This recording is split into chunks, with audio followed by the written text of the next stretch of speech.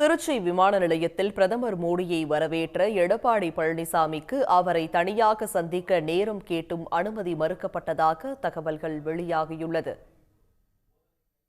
தூத்துக்குடியில் இருந்து திருச்சி வந்த பிரதமர் மோடியை விமான நிலையத்தில் ஆளுநர் ரவி, அமைச்சர் KN நேரு உள்ளிட்டோர் வரவேற்றனர்.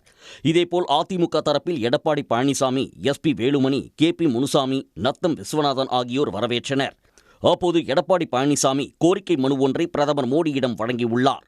அதில் தேர்தல் கூட்டணி குறித்தும் பன்னீர்செல்வம், TTV தினகரன், அண்ணாமலை குறித்து தமது அதிருப்தியை குறிப்பிட்டுள்ளதாக கூறப்படுகிறது. இதனிடையே பிரதமர் மோடியை தங்கும் விடுதியில் தனியே சந்திக்க எடப்பாடி நேரம் கேட்டிருந்தார். ஆனால் இதற்கு அனுமதி அளிக்கப்படவில்லை என்று தெரிகிறது.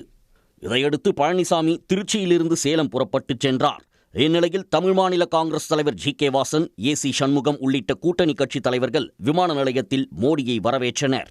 GK வாசன் உள்ளிட்டோர் விமான நிலையம் வந்த நிலையில் மோடியை விமான நிலையத்தில் வரவேற்கவும் சந்திக்கவும் பன்னீர்செல்வத்திற்கு அனுமதி வழங்கப்படாதது குறிப்பிடத்தக்கது.